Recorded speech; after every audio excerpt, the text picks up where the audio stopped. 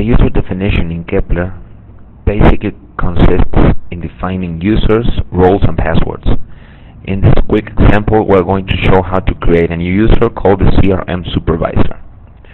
We're going to access the ERP as administrator, and we're going to head up to the general maintenance configuration, user configuration model. In this example, we're going to create a user that has access to the CRM model, the sales management model, and some executive analysis that we think are important for his or her job. We must start by defining the role. We're going to define a role called the CRM supervisor. We're going to find its initial page. In this case, it's going to be home, the home page, and a language for the role. Besides the role, we must define the profile of the user. A profile gathers one or many roles, and given those roles, it's the access to the ERP. So this is going to be also the CRM supervisor role. And we are going to choose the CRM supervisor role as an assigned role. We can also define some other information such as the database user and password, the email configuration, and we can define if this profile is or is not an administrator.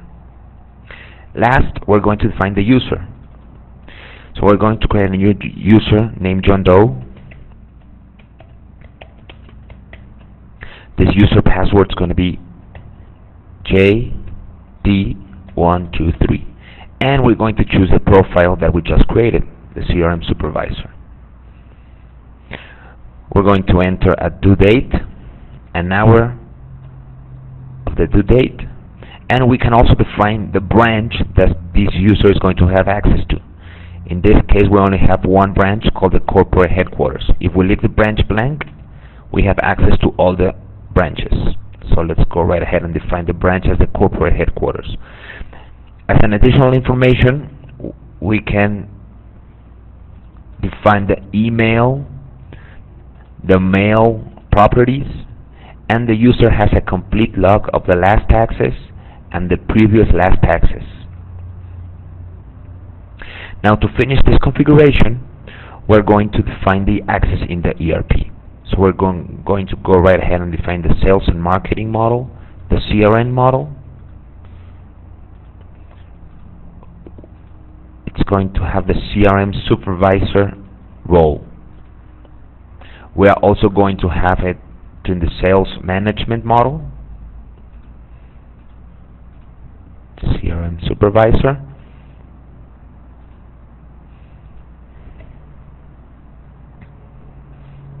The CRM supervisor in the CRM model, CRM supervisor in the sales management model, and we also want him to have access to the general management model, sales model, profit by categories model, CRM supervisor. And let's suppose we also want him to have access to the sales by customer option.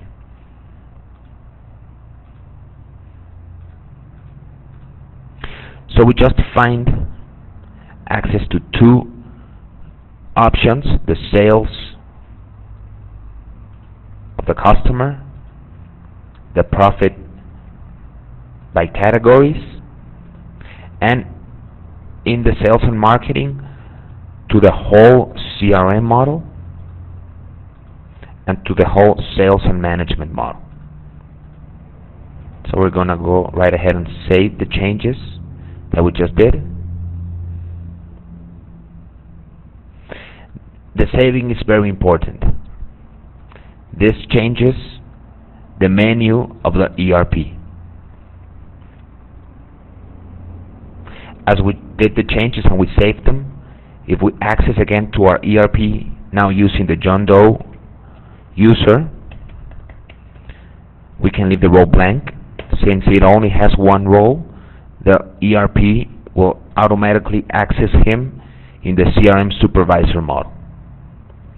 And as we can see, we only have access in the executive analysis to the general management model, to the sales model, submodel, and the sales by customer and the profit by categories.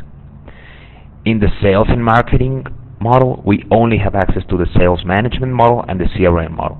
As you can see, the user doesn't even see the rest of the models or options in the ERP.